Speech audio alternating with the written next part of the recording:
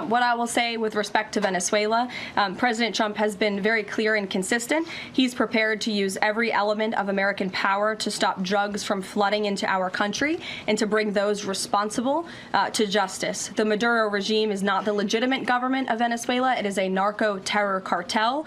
In Maduro, it is the view of this administration, is not a legitimate president. He is a fugitive head of this cartel who has been indicted in the United States for trafficking drugs into the country. ¡Venga por mí! ¡Aquí lo espero en Miraflores! ¡No se tarde en llegar, cobarde! ¡Venga por mí, cobarde! Estados Unidos anunció en las últimas horas el despliegue de una gran fuerza militar en las aguas del sur del Mar Caribe, cerca de Venezuela. 4.000 soldados, 3 buques, un submarino de ataque, aviones de reconocimiento P-8 Poseidon, varios destructores y un barco de guerra equipado con misiles. La operación, según palabras de la portavoz de la Casa Blanca, Caroline Leavitt, busca detener el flujo de drogas desde Venezuela hacia Estados Unidos. Leavitt aseguró que la administración de Donald Trump está dispuesta a usar todo su poder para llevar ante la justicia a los responsables del narcotráfico, reafirmando que el gobierno de Nicolás Maduro es considerado por Washington como un narcorégimen y que el presidente venezolano es un fugitivo.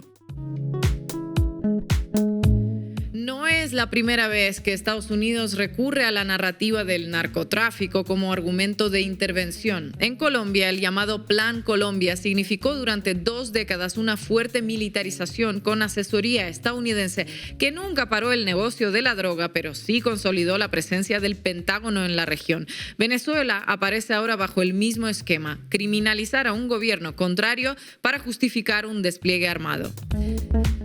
El Caribe, más allá del discurso antidrogas, es un espacio de alto valor estratégico. Por sus aguas circula una buena parte del comercio internacional y frente a sus costas se concentran grandes reservas del petróleo del mundo. Además, en la última década, Rusia y China han estrechado lazos con Caracas mediante acuerdos energéticos y financieros, algo que preocupa profundamente a Estados Unidos. El movimiento militar de Trump no solo busca presionar a Maduro, sino enviar un mensaje a sus rivales y detener sus avances en la región. Ante esto, el gobierno venezolano anunció la movilización de miles de milicianos preparados para enfrentar cualquier agresión armada en el territorio y calificó las palabras de Leavitt como una amenaza que pone en riesgo la paz y estabilidad de la región. Falta ver cómo responderán los gobiernos de la región. ¿Podría, por ejemplo, la CELAC jugar un papel en esta situación? La disyuntiva es clara: o se reafirma la integración regional como contención frente a la agresión, o la región seguirá siendo el escenario de una doctrina Monroe recargada. Y conviene recordar que si bien existe flujo de droga por Venezuela, las rutas principales siguen siendo Perú, Bolivia, Colombia hacia Centroamérica para llegar hasta Estados Unidos o Europa. La operación, por tanto, parece menos orientada a combatir el narcotráfico que a sostener la narrativa de un enemigo externo.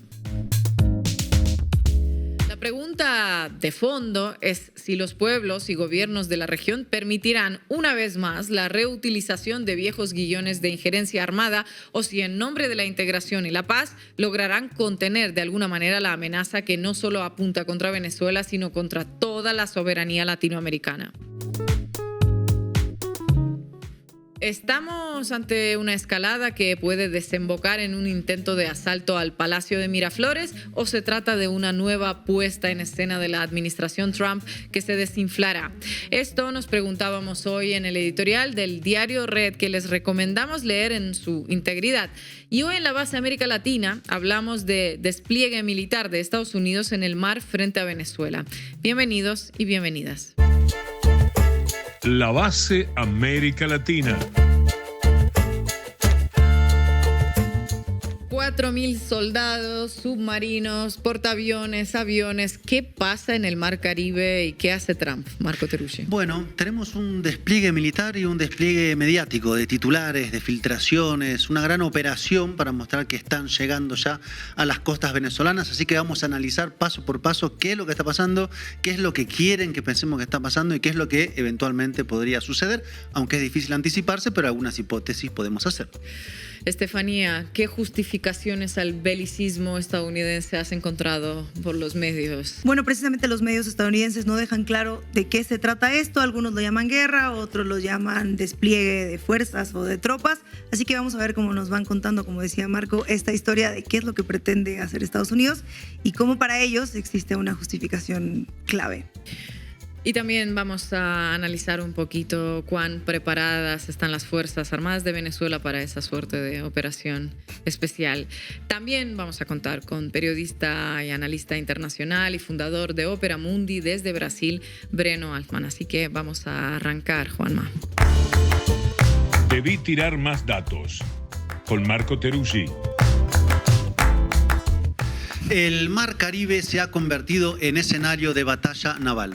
Estados Unidos decidió mover piezas y desplegar 3 destructores en el Caribe Sur con un objetivo en la mira, el Palacio de Miraflores en Caracas. Al menos es lo que se desprende de los titulares de la prensa internacional que dieron a conocer la noticia. Aunque claro, se sabe o debería saberse, entre los titulares y la realidad existen distancias, como explica Estefanía en este programa Cada Día. En este caso, el movimiento fue informado en primer lugar por la agencia británica Reuters, que anunció que 3 destructores estadounidenses con misiles guiados Aegis están por llegar a la costa de Venezuela con a bordo 4.000 marines. Ya voy a explicar qué son este tipo de barcos, destructores, qué armamentos cargan, pero por el momento detengámonos en la noticia del despliegue de los barcos militares en el Caribe, que fue acompañado por declaraciones de la secretaria de prensa de la Casa Blanca, Caroline Leavitt, que veíamos al inicio, pero que vamos a escucharlas de nuevo porque generaron mucho ruido en las redes sociales. Emily. Thanks, Caroline. I wanted to ask about the 3 U.S. warships that are being sent to Venezuela, and there's 4,000 Marines on board. Are you looking at possibility of boots on the ground there? What I will say with respect to Venezuela, President Trump has been very clear and consistent. He's prepared to use every element of American power to stop drugs from flooding into our country and to bring those responsible to justice. The Maduro regime is not the legitimate government of Venezuela. It is a narco-terror cartel. In Maduro, it is the view of this administration, is not a legitimate president. He is a fugitive head of this cartel who has been indicted in the United States for trafficking drugs into the country. And with that, I will leave you all and we will see. Bueno, tenemos aquí 2 cosas entonces. Por una parte, la noticia filtrada de Reuters del despliegue de barcos militares en el Caribe y al día siguiente un discurso de la Casa Blanca con frases de amenaza como que Trump está preparado para usar cada elemento del poder americano y que en Venezuela no hay un gobierno sino cártel cuyo jefe, es decir, el presidente Nicolás Maduro, estaría prófugo de la justicia estadounidense. Una escalada en la batalla naval y también una escalada en la narrativa, 2 movimientos juntos, misiles y declaraciones. Sí, y de hecho, si ampliamos unos días más el foco analítico, podemos ver que en pocas semanas pasaron 3 cosas claves para entender este momento de pico de escalada o presión sobre Venezuela.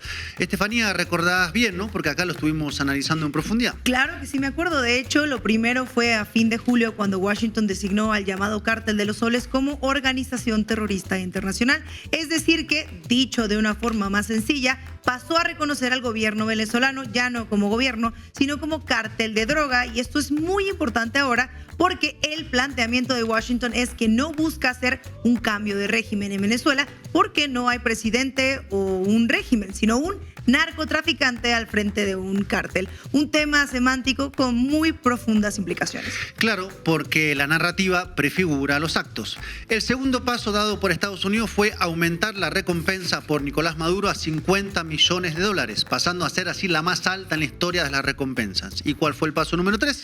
Paso número 3, la filtración del New York Times al día siguiente del aumento de la recompensa acerca de la autorización autorización dada por Trump al Pentágono para que los militares puedan intervenir en la lucha contra los cárteles considerados organizaciones terroristas por Estados Unidos.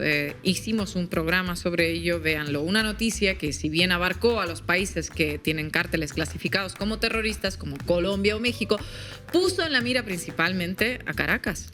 Che, hay como muchas filtraciones en pocos días en temas tan importantes. Se ve que los filtradores de información andan como muy activos. Y así llegamos al actual despliegue en marcha en el Caribe Sur, presentado como una operación con Venezuela en la mira.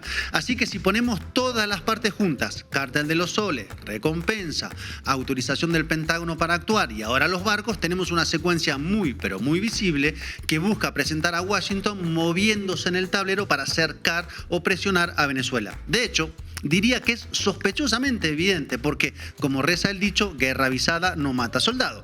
Al menos que no haya que pensar lo que está pasando ahora en pleno desarrollo en un formato clásico de guerra, sino en una ingeniería que busca ser más sofisticada, aunque, digámoslo, poco original, porque miren este titular en la pantalla de la BBC de Inglaterra. Estefanía, ¿podrías leerlo, por favor? Claro que sí, Marco. Dice: lo que se sabe de la fuerza militar que Estados Unidos desplegó cerca de Venezuela tras haber acusado a Maduro y a miembros de su gobierno de narcotráfico.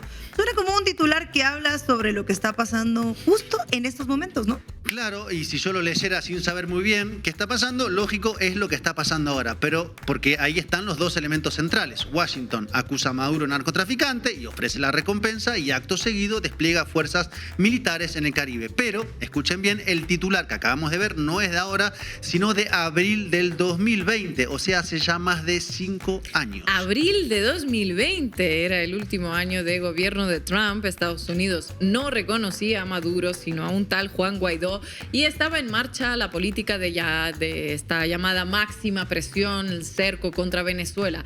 Hay que reconocer que, visto así, lo que está pasando no es para nada original y parece repetirse una secuencia con el mismo encadenamiento de pasos, aunque, claro, la misma táctica puede producir diferentes resultados en circunstancias distintas, ¿no? Bueno, imagino que eso pensarán en los pasillos de la Casa Blanca y en el Departamento de Estado. Y ese es el punto clave, la lectura de la correlación de fuerzas que están realizando quienes comandan este nuevo asalto a lo que se ha convertido en una fortaleza sudamericana. En particular, Marco Rubio, al frente de la política exterior de Estados Unidos, ahora secundado por Christopher Landó, también del Departamento de Estado, encargado de realizar declaraciones contra Miraflores, en particular contra el ministro de Interior, Justicia y Paz, Diosdado Cabello. ¿Cuál es el cálculo de Rubio, Landó y el Club de Halcones Cubano-Americanos de Florida? Ya vamos a ir a eso. Pero antes, veamos algunas reacciones internacionales ante el despliegue de Washington en las aguas casi venezolanas. Estefanía, adelante. Una de las primeras reacciones fue la del canciller de Cuba, Bruno Rodríguez, que denunció el despliegue de fuerzas militares y navales en el mar que comparte con Venezuela y acusó directamente a Rubio y lo calificó como parte de su agenda corrupta. Quien se pronunció también fue, de hecho, nuestra presidenta Claudia Sheinbaum, con una histórica postura de política exterior mexicana. No al intervencionismo. Eso no solamente es convicción, sino que está en la Constitución. Lo dice claramente nuestra Constitución y es nuestra posición siempre: la autodeterminación de los pueblos, la no intervención y la solución pacífica de controversia. La no intervención, que todo se resuelve con diálogo. Todo se resuelve con diálogo. Evidentemente no es la posición de Marco Rubio y su pandilla. Y quien habló también fue el presidente colombiano, Gustavo Petro. Escuchen. Los gringos están en la olla si piensan que invadiendo Venezuela resuelven su problema. Meten a Venezuela en el caso de Siria, solo que con el problema que se arrastran a Colombia lo mismo. Porque irían estos grupos a apoderarse de las riquezas del subsuelo, minerales, y eso significa más economía para la muerte, no para la vida. Mucho cuidado con lo que dice Gustavo Petro. Primero, la denuncia de un intento de acción militar por parte de Estados Unidos para realizar el regime change en Venezuela. Y luego, lo que eso desencadenaría como efecto de caos con onda expansiva hasta Colombia. Porque una cosa es un golpe de Estado y luego pues lo que le sigue, ¿no? Sí, algo que le preocupa a Estados Unidos, de hecho, el famoso día de después, o lo que continúa para intentar estabilizar un país luego de un derrocamiento. Porque una cosa es el Palacio Presidencial y otra, en este caso, son los cerros de Caracas o la frontera de la cual habla Gustavo Petro. En particular, cuando existe, lógicamente, un atrincheramiento ante la amenaza de Estados Unidos. Esta semana voy a activar un plan especial para garantizar la cobertura con más de 4.500.000 milicianos, Ameliash, de todo el territorio nacional. Milicias preparadas, activadas y armadas. Desplegar toda la capacidad miliciana en el territorio y por sectores. Establecer la capacidad de la Milicia Nacional Bolivariana en todos los territorios del país. Como decíamos la semana pasada, mucho de lo que está pasando ahora entre Washington y Caracas se juega en el terreno de las operaciones psicológicas. Del lado de Estados Unidos se trata de mostrar un movimiento de tal presión sobre Venezuela que lleve a deserciones, golpes palaciegos o condiciones para una acción de fuerza contra el gobierno. En este caso, la presión es con el encadenamiento de acciones que decíamos al inicio, en particular ahora con los 3 destructores desplegados en el mar. Ina, imagino que estuviste analizando estos barquitos que están por el Caribe. Claro que sí, son barcos de guerra con sistema de combate Aegis que es centralmente defensivo, pero que tiene capacidades ofensivas, ya que carga diferentes tipos de misiles de ataque.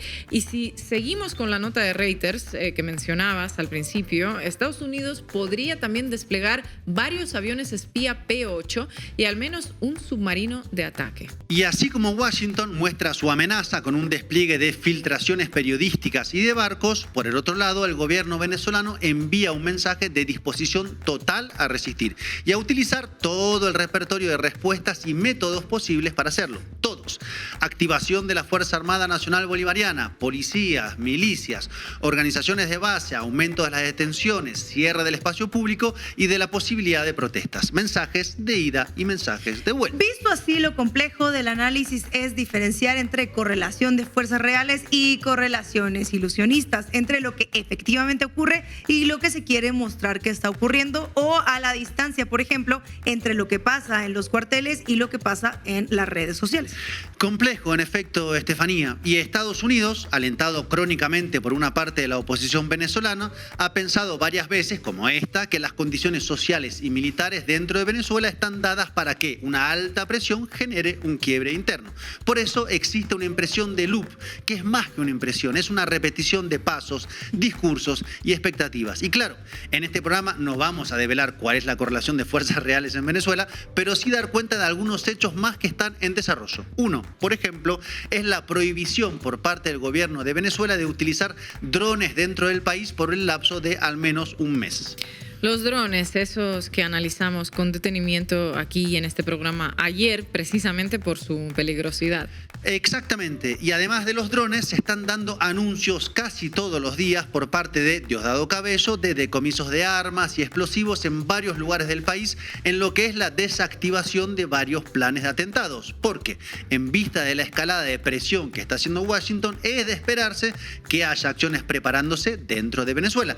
Recordémoslo, y como dice el dicho, recordar es vivir, que en el 2020, luego del anuncio de recompensa por Maduro y del despliegue militar en el Caribe, sí, este loop vino un mes después, la llamada Operación Gedeón. Imagino que la recuerdan. Claro que sí, la recuerdo, es la de las embarcaciones con mercenarios que llegaron a las costas venezolanas, donde por cierto fueron interceptados. Se habían entrenado en campamentos en Colombia y varios de ellos eran estadounidenses. Medio rocambolesco, la verdad, como dicen en Argentina, y como suele ser la derecha venezolana en realidad, aunque no por ello fue menos peligroso. Queda ahora por ver ¿Qué es lo que sigue? ¿Qué hay luego de los barcos, los titulares, los mensajes por carriles públicos y privados? Si es que la tormenta que se acumula y acumula finalmente detonará como solo lo hace en el Caribe, así como un palo de agua, como dicen en Venezuela, o se alejará sin lluvia luego de los días en que los barcos y las recompensas dejen de ser noticia. Es temprano aún para saberlo, pero como decíamos hace unos días aquí al analizar Venezuela, iba a ser necesario ponerse alpargatas porque lo que se venía era joropo. Bueno, ya empezó oficialmente el joropo. Empezó el joropo. Gracias, Marco.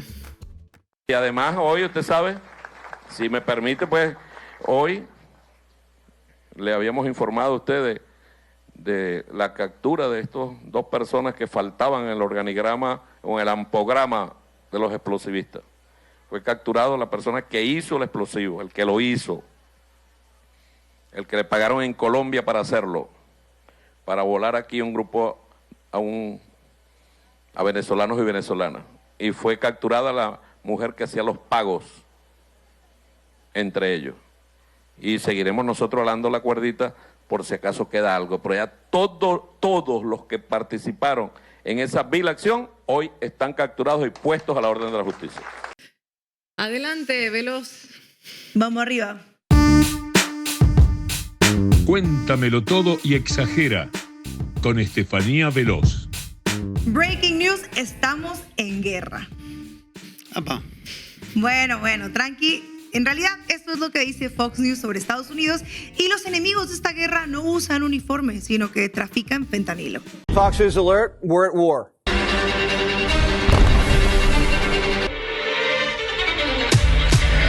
This enemy, they don't wear a uniform. They're moving fentanyl by the truckload. Cartels are now officially in the Pentagon's crosshairs. And it's not just the wall anymore. Trump ordered the kill shot. The days of local drug busts and random motels, they were fun, but that's Breaking Bad stuff. Trump wants to take the fight to El Chapo's front yard. Mexico's got a big problemo. Yes, but it has nothing to do with Mexican territory. It has to do with their country. It does not involve our territory. El Presidente doesn't comprehende. Our job is to ensure our enemies know exactly what they will do to them if they threaten us, up to and including total war. Bueno, para el canal de Fox News, la guerra contra los cárteles ya comenzó y la presidenta de México, como le dicen el presidente, está confundida y no entiende que esto, dice él, no se trata de su país. Aunque, bueno, sí se trata de su país, pero ¿en qué se basa este canal, este channel, para decir que es guerra? Bueno, como decía el presentador, porque Trump no envió diplomáticos, sino que envió a Peter Hegseth.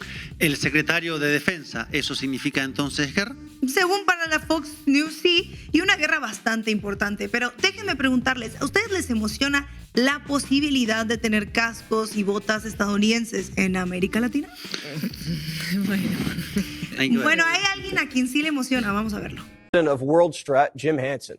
Jim, what kind of operations do you envision happening in Central and South America in this cartel war? Jesse, I don't think anybody would be more thrilled than me to watch some helmet cam footage of a bunch of JSOC pipe hitters rappelling out of helicopters and stacking cartel members like cordwood. If their cartels are killing people in the United States and the MS-13 and Trendaragua gangs are, why can't we kill their leaders just the same way President Trump pointed out we took care of Soleimani? That would be an imminent threat. Mexican president played nice. ¿Qué le pasa a este periodista metiendo palabras en español permanentemente? Es Fox News. Racismo completamente. Son los que inventaron Bad Hombre. Escuchamos a Jim Henson, ex miembro de las Fuerzas Especiales del Ejército estadounidense, y dice: si ellos matan a estadounidenses con sus drogas, nosotros podemos matar a líderes como Soleimani. Es curioso que cuando se menciona al líder de un cártel, no es precisamente Soleimani quien te viene a la mente. Ese suena más, y de hecho lo fue antes de que lo asesinaran por orden de Donald Trump, fue un líder político, así que juzguen ustedes. Sí, y con esa ambigüedad de justificar toda acción sin explicar muy bien a quién va dirigida, porque a ver, el Tren de Aragua es de Venezuela y Venezuela no está al lado de México, por tanto hablar de una región muy amplia. En los titulares también lo podemos encontrar, esto respecto al despliegue de tropas que mencionaba Marco al principio en su sección. Pero primero vamos a escuchar a Nelson Valido, presidente consejero de Comercio y de Seguridad Fronteriza, sobre el despliegue en el mar de las tropas, que, bueno, qué significa para él este despliegue en el Caribe y esto que implica en la lucha de los cárteles. Pero no lo vamos a escuchar en una conferencia de prensa como tendría que ser, sino que lo vamos a escuchar en Fox News. Este es el canal de confianza e información del gabinete de Trump. Significance does the Caribbean play in the larger issue at hand here with cartels? Well, you have a lot of these countries. You have a lot of islands. You have a lot of countries like Cuba that have always been a state sponsor of terror. You have Venezuela. You have, the areas, some of these areas in Colombia that they create submarines. They make submarines. They transport drugs. There's a lot of jungle in some of these areas. Again, not all the countries are in on this thing in the sense of wanting to help to the level that we need their help. But ultimately, I know their citizens are, because their citizens are sick and tired of having this kind of problems in their home countries. And ultimately, what they want to do is rid themselves of the corrupt and the criminal element and get on with their lives and the quality of life, which is suffering. So having our troops in these areas just sends out a message of basically say, hey, we're here. If you don't act, we may just have to act on your behalf.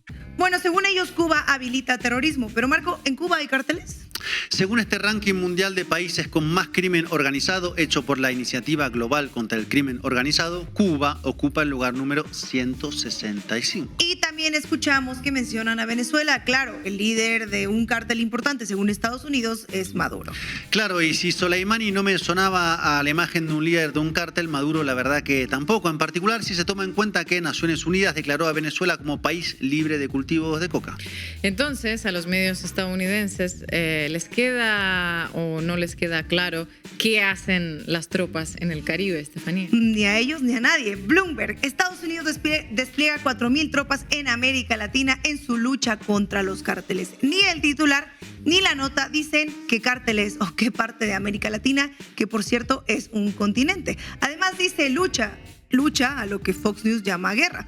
CNN, el ejército estadounidense despliega más de 4,000 soldados adicionales en aguas de América Latina como parte de la misión de Trump contra los cárteles. Aquí es ataque, ya no es guerra, no es lucha, sino una misión. Y de definir aguas latinoamericanas ni hablamos, ¿no? Total, Latinoamérica es lo que sea. Y esta confusión sobre qué diablos es este despliegue del gobierno estadounidense no solo la comparto yo. Resulta que WOLA, la oficina en Washington para asuntos latinoamericanos, que básicamente es una ONG que promueve los derechos humanos, la democracia, la justicia social en América Latina. Ya se imaginarán que muy fans de Venezuela o Cuba no son, pero que, bueno, actúa como grupo de cabildeo, o sea, un lobby en Washington, D.C., para influir en las políticas de Estados Unidos hacia Latinoamérica y, bueno, parece ser que logran ser escuchados. Muchos, sí los escuchan y vamos a ver lo que dijeron en su página web. Publicaron exactamente esto: 5 razones por las que el plan militar anticárteles de Trump fracasará. Ahí WOLA plantea varias preguntas, entre ellas una importante: ¿cuál sería el objetivo de enviar a las Fuerzas Armadas estadounidenses a atacar a un grupo criminal extranjero, a un líder de un cártel o a un objetivo como un laboratorio de drogas? Y en la misma publicación, más abajo, casi hacia el final, en el punto 5, para mí viene la duda con la que nos dejan los titulares y que no se plantean los medios estadounidenses. Más allá del despliegue que aparece en las notas, ¿cuál es el objetivo? Ina, léenos lo que escribe WOLA. Voy, de nuevo, es difícil discernir el objetivo. Supongamos que el gobierno de Trump desplegara fuerzas militares estadounidenses contra el Cártel de los Soles, una estructura criminal amorfa, poco organizada y sin jerarquías. ¿Sería la acción resultante una operación quirúrgica contra unos pocos oficiales corruptos? O, dado que el Cártel de los Soles está profundamente arraigado en el régimen de Maduro, ¿se convertiría esto en el pretexto para una invasión total de Venezuela? Le dan pistas, ¿no? Como dice WOLA, dudemos y tratemos de entender esto, porque entonces en papel, en titulares, en periódicos, es una guerra contra las drogas, contra los cárteles, una guerra que no precisa autorización alguna más que el aumento del presupuesto para el gasto militar, pero de facto parecería que es una guerra directamente con gobernantes de ciertos países. Bueno, en la ambigüedad de todas estas noticias se permite dudar o llegar una a sus propias conclusiones. We're here. If you don't act, we may just have to act on your behalf. And until that really happens, that's when we're really going to start sending a message to a lot of these countries, including Mexico, that if you don't do your job, if you don't help us like you're supposed to help us, ultimately helping your people and our people, then we just have to take this action on our own. And at that point, you know, it is what it is. Y la presión de cooperar con este despliegue, frente o guerra, según Fox, no solo es simbólica, es tangible y va de ejemplo lo que acaba de pasar con la declaración de la DEA, que no sé si la habrán visto en la audiencia. Sí, bueno, como decía, el video vamos a tener que actuar en su nombre y se los voy a contar a través de los medios. Hace 2 días, el Reforma de este pasquín inmundo de la derecha. El Reforma publicó una portada con este titular: van la DEA y México por capos fronterizos. En la portada viene algo que dice: ayer elementos de la DEA iniciaron el entrenamiento de agentes mexicanos para combatir a capos criminales que operan en la frontera común de México y Estados Unidos. Imagino que citarían a sus fuentes de confianza, ¿no? Pues no, de hecho no mencionan fuentes, no mencionan de dónde salió la información, si fue un comunicado, si fue una entrevista, y tampoco mencionan haberle preguntado a la otra parte implicada, al gobierno mexicano. Calidad periodística, la marca de la casa. Hoy sabemos que fue en efecto un comunicado de la DEA, la base de información. Bueno, Marco, pues te reto a encontrar ese comunicado en la nota del Reforma. Lo que sí vimos fue la declaración de la presidenta negando estos hechos. Esto me recordó al post de Simón Levy, donde dice: hoy quiero compartirles con alegría que he conversado con Rojo de la Vega, y Rojo de la Vega le responde: Simón, no hemos tenido el gusto de vernos o platicar.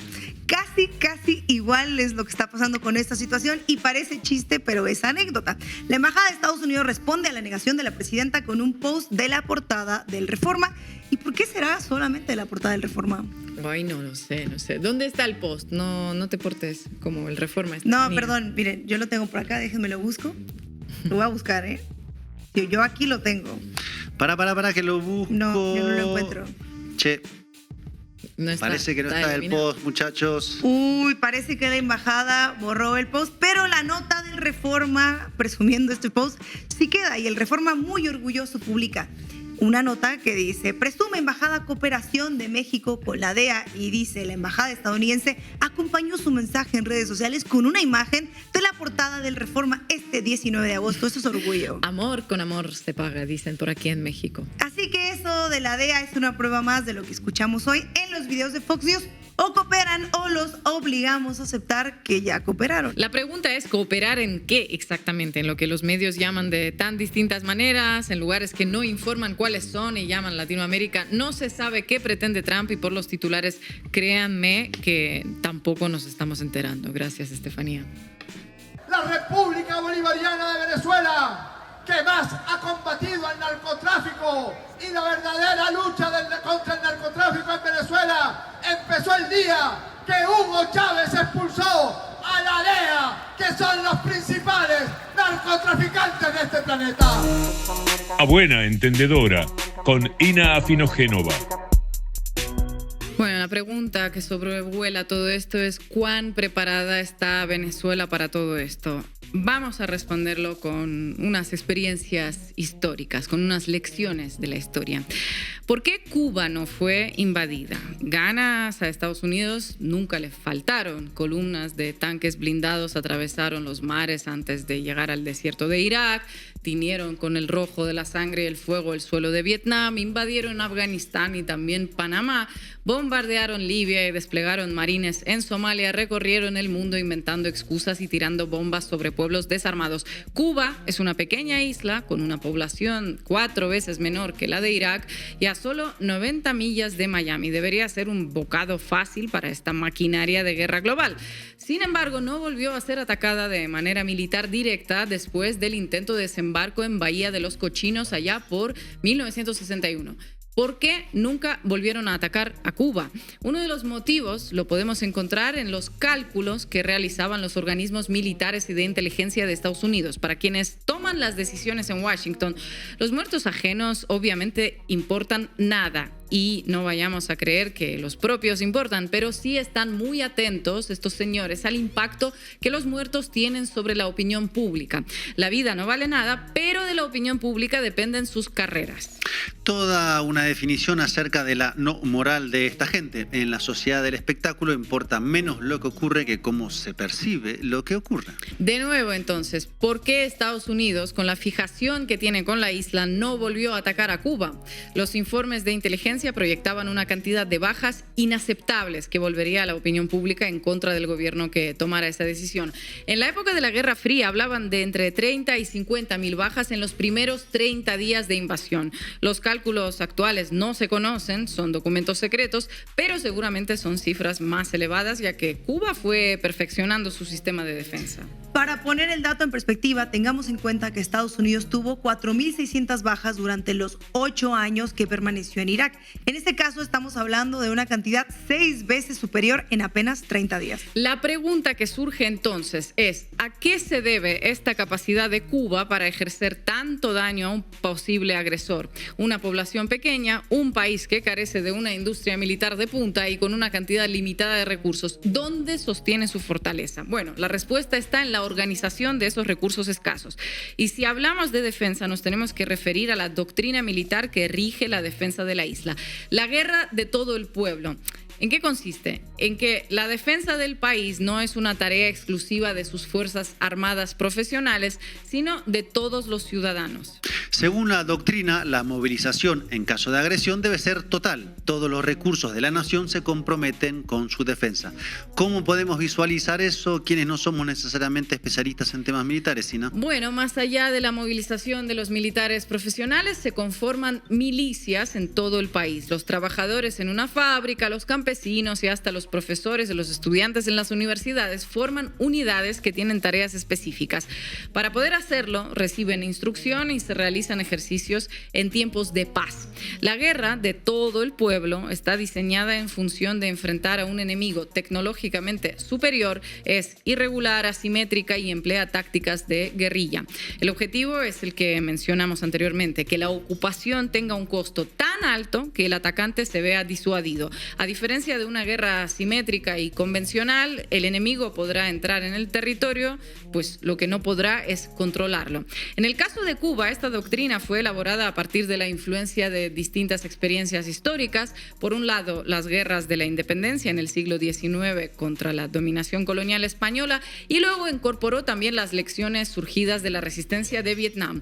¿Cómo hizo un pueblo primordialmente campesino para enfrentar y derrotar a la mayor potencia militar del planeta? La guerra de todo el pueblo también fue influenciada por la Unión Soviética y actualmente por China y los desarrollos del Ejército Popular de Liberación.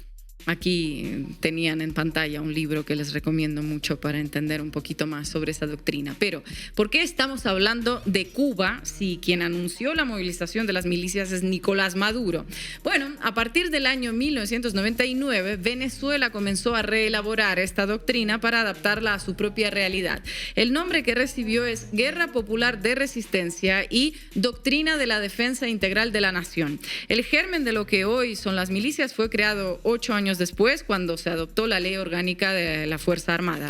Desde entonces, la Fuerza Armada Nacional Bolivariana está compuesta por 5 elementos, los habituales 3, Ejército, Armada y Aviación, a los que se sumaron la Guardia Nacional y las milicias populares. El desarrollo de las milicias comenzó a cobrar fuerza a partir del año 2009 y plasma una de las directrices del pensamiento político de Hugo Chávez, la unidad cívico-militar. Mediante esta idea, Chávez pretendía evitar que la división entre civiles y militares pudiera ser utilizada por los enemigos externos para crear un enfrentamiento interno.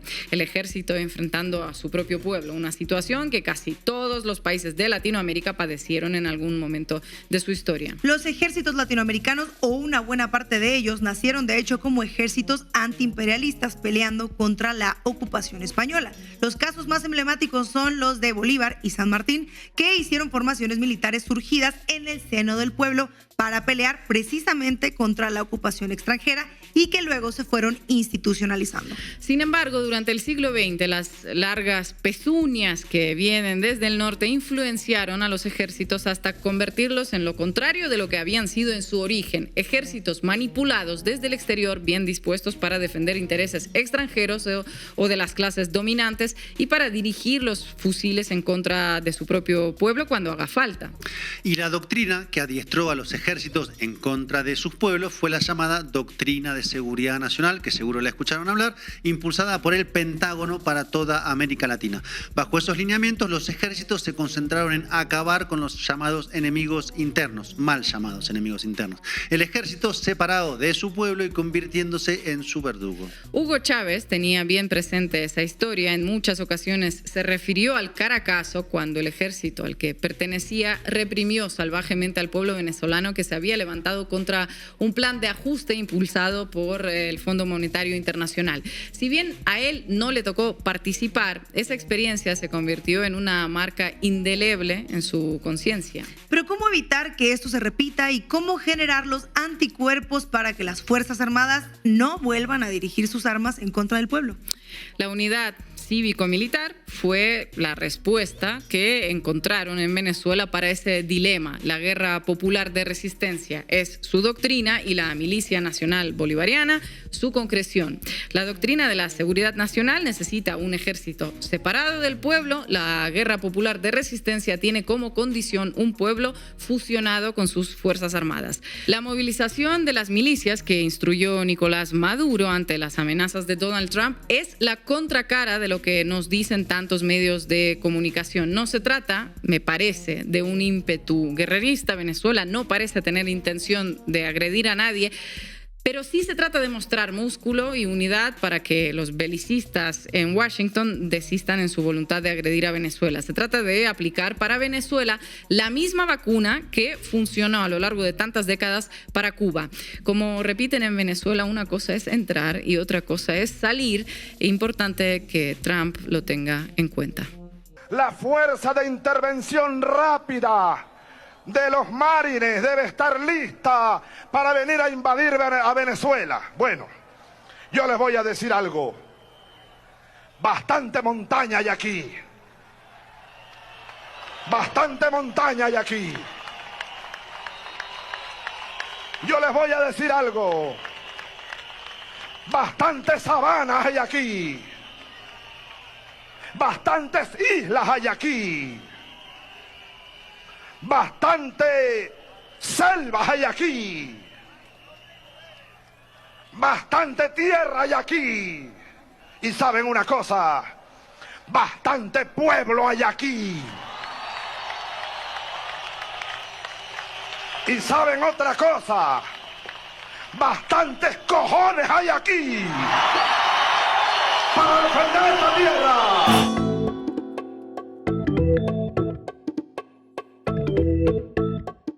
Y hoy en la mesa de análisis nos acompaña el fundador de Opera Mundi, Breno Altman, periodista y amigo de esta casa. Breno, muchas gracias por estar aquí. Hola, un gustazo estar con ustedes, Marco, Ina, Estefanía. Breno, una operación militar de Estados Unidos contra Venezuela, ¿tú la ves posible a estas alturas o sigue siendo como una suerte de farol de Trump? Yo creo que es posible, pero yo consideraría el actual escenario como un escenario, como dicen los expertos, un escenario de guerra psicológica.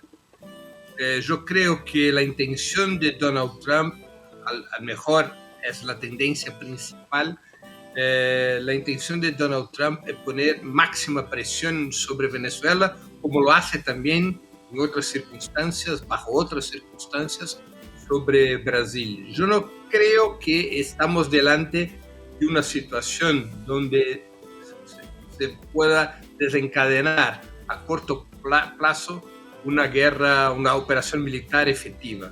Hay siempre el riesgo que una situación de ese tipo se cambie de estrategia, pero fundamentalmente yo creo que estamos delante de un escenario de guerra psicológica. Además, es el escenario o la forma de actuación de Donald Trump con muchos países en el mundo.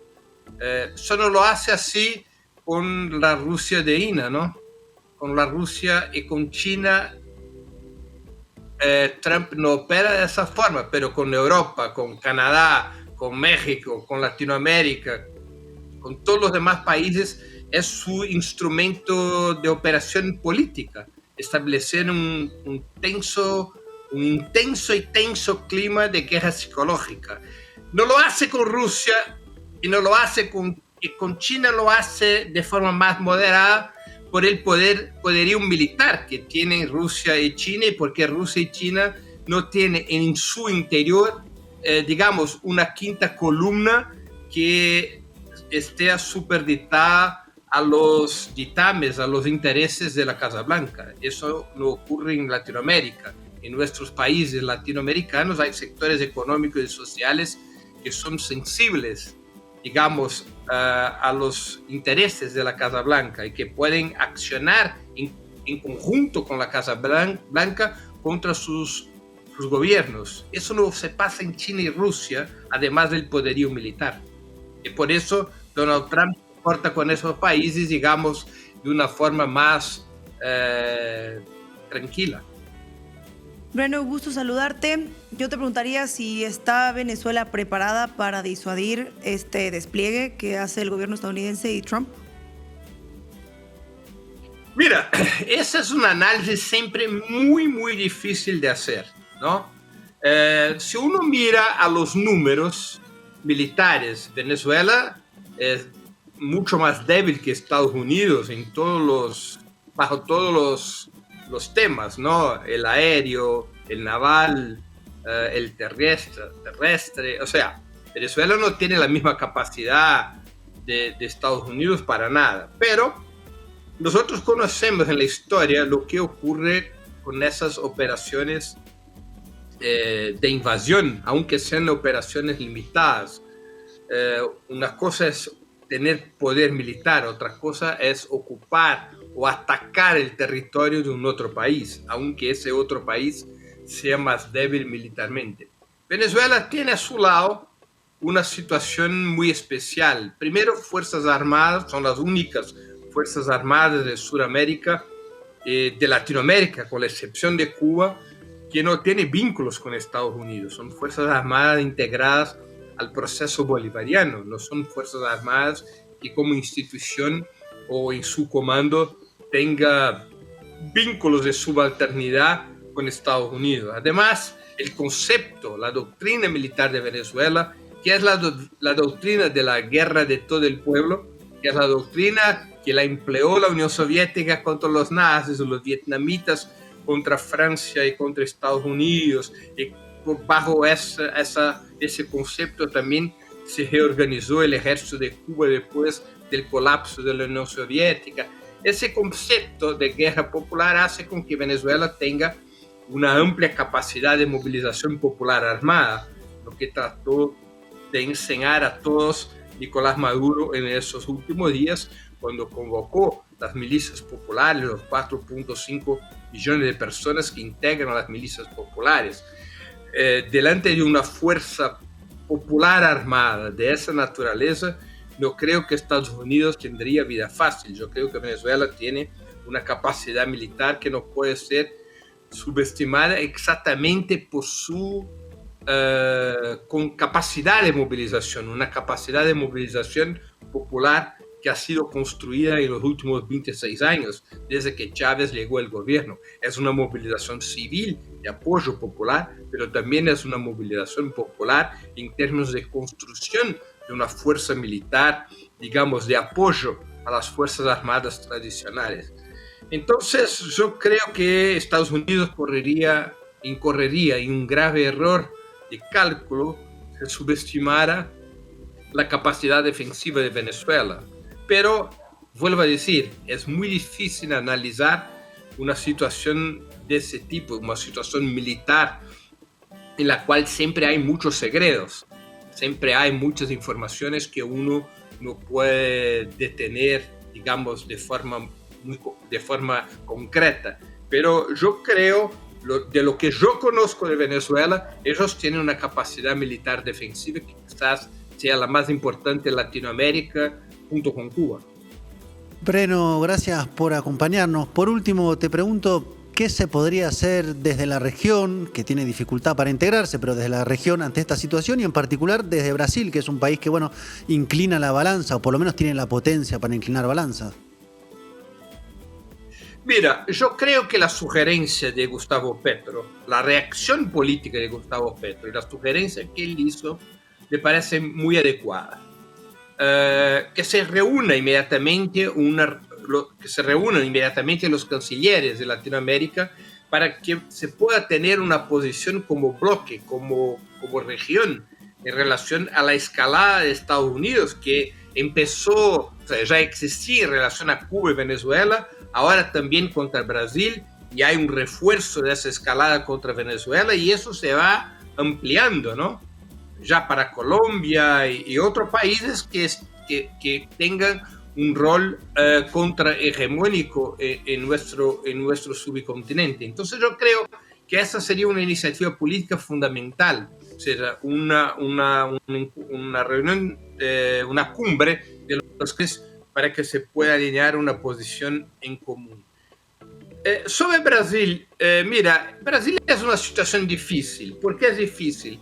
Primero porque la más grande quinta columna que tiene Trump en su favor es exactamente la quinta columna brasileña. O sea, las élites empresariales brasileñas son muy superditadas a los intereses de los grandes conglomerados de Estados Unidos. Y las Fuerzas Armadas brasileñas son históricamente, al mejor desde el fin de la Segunda Guerra, las Fuerzas Armadas brasileñas tienen muchos vínculos con Estados Unidos.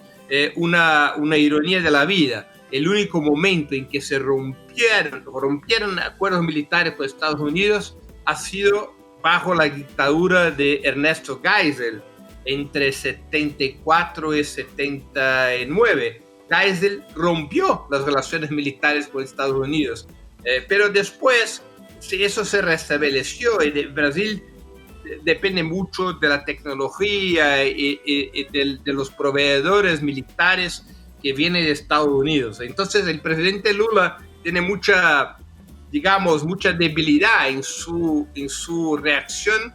Además, yo creo que el gobierno del presidente Lula ha cometido muchos errores en relación a Venezuela, por no reconocer el resultado electoral del año pasado, ni siquiera cuando la Corte Suprema de Venezuela emitió un fallo reconociendo el triunfo de Nicolás Maduro, después con un veto al ingreso de Venezuela en el BRICS. Yo creo que el presidente Lula se ha equivocado en esa situación y ahora tiene que, virar esa página y tratar de reconstruir una alianza estratégica con Venezuela, y eso no es fácil. En Brasil, el presidente Lula aún no revela señales de que esté dispuesto a hacerlo, pero la situación lo exige. O sea, el continente tiene que estar unido para intentar detener esa escalada. Cada uno por sí mismo va a resultar una respuesta mucho más débil. Es necesario un nivel más amplio de integración para una respuesta como corresponde a esa escalada de Estados Unidos. Breno, muchísimas gracias por tu análisis. Te enviamos un abrazo desde Ciudad de México. Gracias, Ina, Marcos, España. Un honor estar con ustedes y acá en la base con la distinta audiencia de ustedes. Gracias. Y llegamos al final del programa. Y no se olviden de, como siempre, suscribirse al canal La Base América Latina, dejar sus comentarios, poner un me gusta para ayudar que el algoritmo mueva este vídeo y la comunidad crezca. También si quieren apoyar Canal Red, lo pueden hacer escaneando el QR y haciéndose socios y socias de este humilde proyecto periodístico. Mañana más en este lugar. Hasta mañana.